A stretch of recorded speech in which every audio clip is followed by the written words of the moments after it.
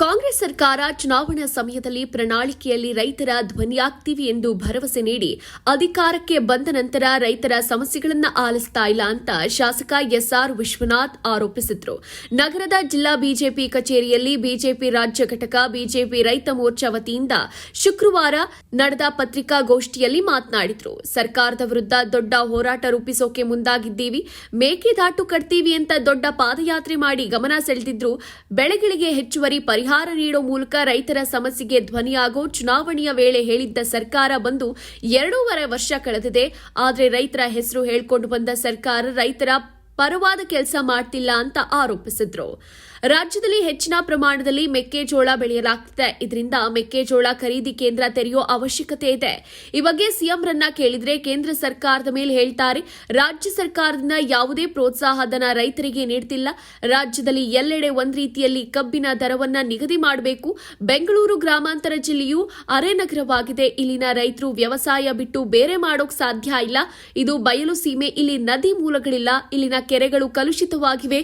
ದೊಡ್ಡಬಳ್ಳಾಪುರ ಶಾಸಕರಾದ ಧೀರಜ್ ಮುನಿರಾಜು ಕೂಡ ಇಲ್ಲಿನ ಕೆರೆಗಳಲ್ಲಿ ಸಮಸ್ಯೆಗಳ ಬಗ್ಗೆ ಸರ್ಕಾರದ ಗಮನ ತರೋ ಪ್ರಯತ್ನ ಮಾಡಿದ್ದಾರೆ ಎಂದರು. ಇನ್ನು ಶಾಸಕ ಧೀರಜ್ ಮುನಿರಾಜು ಕೂಡ ಮಾತನಾಡಿ, ಸರ್ಕಾರ ಜನಪರ ರೈತಪರ ಚಿಂತನೆಯನ್ನ ಬಿಟ್ಟು ಅಧಿಕಾರ ಮಾಡ್ತಿದೆ. ತಾಲೂಕಲ್ಲಿ ಗ್ರಾಮೀಣ ಭಾಗದಲ್ಲಿ ಕುಡಿಯಲು ಸಿಹಿ ನೀರಿಲ್ಲ.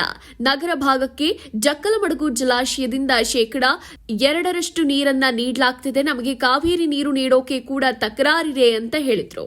ದೊಡ್ಡಬಳ್ಳಾಪುರದ ಬಿಜೆಪಿ ಜಿಲ್ಲಾ ಕಚೇರಿಯಲ್ಲಿ ನಡೆದ ಪತ್ರಿಕಾಗೋಷ್ಠಿಯಲ್ಲಿ ಯಲಹಂಕ ಶಾಸಕ ಎಸ್ಆರ್ ವಿಶ್ವನಾಥ್, ದೊಡ್ಡಬಳ್ಳಾಪುರ ಶಾಸಕ ಧೀರಜ್ ಮುನಿರಾಜು ಮಾತನಾಡಿದರು. ಬಿಜೆಪಿ ಜಿಲ್ಲಾಧ್ಯಕ್ಷ ರಾಮಕೃಷ್ಣಪ್ಪ, ಹಿರಿಯ ಮುಖಂಡ ಕೆಎಂ ಹನುಮಂತರಾಯಪ್ಪ, ತಾಲೂಕು ಅಧ್ಯಕ್ಷ ನಾಗೇಶ್, ವಕ್ತಾರೆ ಪುಷ್ಪಾ ಶಿವಶಂಕರ್, ಜಿಲ್ಲಾ ಪ್ರಧಾನ ಕಾರ್ಯದರ್ಶಿ ವೆಂಕಟೇಶ್ ಸೇರಿದಂತೆ ಅನೇಕರು ಉಪಸ್ಥಿತರಿದ್ದರು.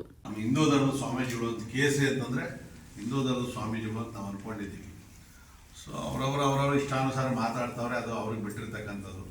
ಸೊ ನಾವಂತೂ ಭಾರತೀಯ ಜನತಾ ಪಾರ್ಟಿ ಸ್ವಾಮೀಜಿಗಳನ್ನು ಇಟ್ಕೊಂಡು ರಾಜಕಾರಣ ಮಾಡೋದಾಗಲಿ ಇನ್ನೊಂದು ನಾವು ಮಾಡೋಕ್ಕೆ ಹೋಗೋದಿಲ್ಲ.